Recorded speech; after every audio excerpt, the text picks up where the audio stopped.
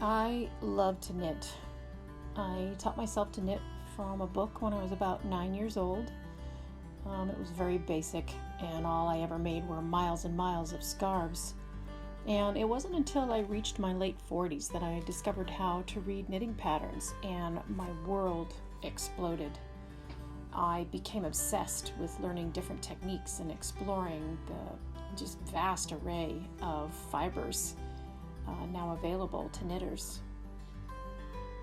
One of the most obvious benefits of knitting is having a finished project that I can wear. I have made all manner of garments, but sweaters are my favorite. And I also enjoy making gifts. Baby items are fun because they knit up so quickly. Additionally, I have made hats for preemies to donate to the local hospitals. I find knitting rhythmic and relaxing. Some people run, others do yoga. I knit. I am a very tactile and kinesthetic learner, so I think that is one of the reasons why I love knitting so much. The yarn and needles just feel good in my hands. And after knitting for any length of time, I find myself feeling calmer and content. Sometimes when I need a quick mental break from school or work, I knit for 10 to 15 minutes to help me unwind and regain my focus. I am very inspired by color, and I find ideas for color combinations in sometimes some pretty unlikely places. I recently found a color combination that I liked on the side of a Kleenex box.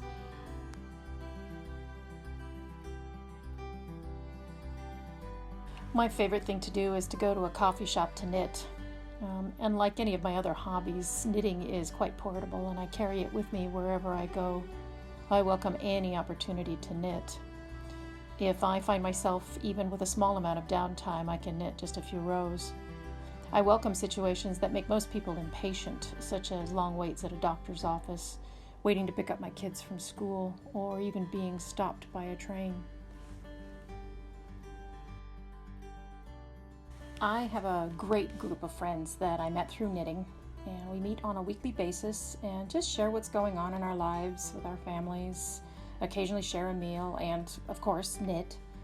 There is a tremendous amount of support from this group and a camaraderie unlike any I have ever experienced in any of my other crafting circles.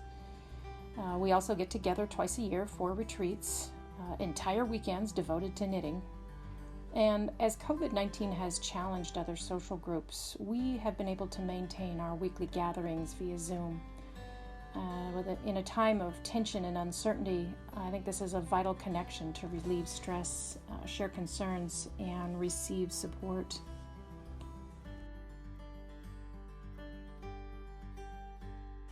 Yarn bombing is a quirky way for fiber artists and enthusiasts to add temporary color and whimsy in a variety of places, like statues or trees.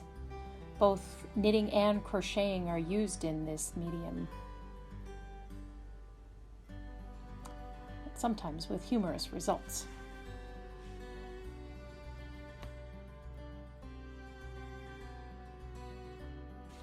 As with any medium, fiber offers a vast array of combinations of color and texture.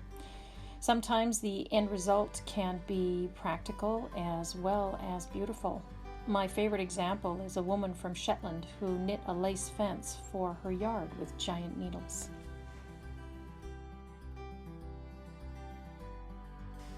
Sometimes when people think of knitting, they envision a granny making mittens surrounded by 30 cats. But Louis Boria from Brooklyn knits during his daily commute on the subway. When he first discovered knitting as a means of stress relief, he was self-conscious about knitting in public. But he quickly realized that he didn't care if people stared, and has since become a bit of a viral sensation. He started a business selling his finished products and has even inspired other guys to take up the needles.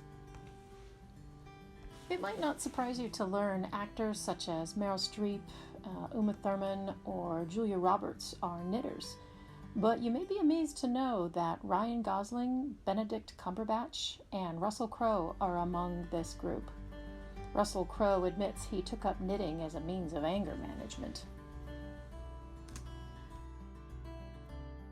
A teacher in an impoverished area of Chicago recognized the need for a creative outlet for her students. So she solicited donations of yarn and needles, hired a knitting instructor, and KnitLab was born. This program is funded by a community trust, and the kids are able to earn money from their work. This is an area where crime is high and usually experiences about a 30% dropout rate. So KnitLab offers the kids a quiet and safe place to hang out. It helps them develop a healthy social group, provides them with the means to earn money, and it gives them a feeling of accomplishment by teaching them to finish what they start. Knitting has even been introduced into prison populations with great success. Lower security correctional facilities such as Dorsey Run in Jessup, Maryland, are able to offer inmates knitting as a weekly recreational program. Their instructor, Lynn Zwirling, says it's really less about learning how to knit as it is about re-socialization. Knitting items for loved ones promotes discipline, empathy, and patience. This image of a soldier knitting with a gun in his lap is very poignant to me. It's an interesting dichotomy of a genteel activity next to an item intended for violence. I think it also speaks to the absence of capitalism. This man probably knits because he was taught this practical skill from a young age, and he needs a sweater to keep him warm. There are likely no Targets or Macy's where he lives. One company uses fiber arts as a way to empower individuals, making a difference in the lives of many people in impoverished countries. Crochet Kids was founded in 2007 by 3 guys who saw the opportunity to teach people in Uganda how to crochet and then sell their items to help break this cycle of poverty. These people are proud to use their skills to support themselves and not to rely on temporary aid. The website is full of their stories. Today, Crochet Kids operates in Uganda, India, and Peru. Each item bears a hand-signed label of the person who made it. You can then meet this person by looking up their name and learning a little bit about them in a small bio. You can even send them a note of thanks, of appreciation for your item via the website. Not only do these people have the opportunity to earn a living, but they are also valued as an individual creator and given credit for their work.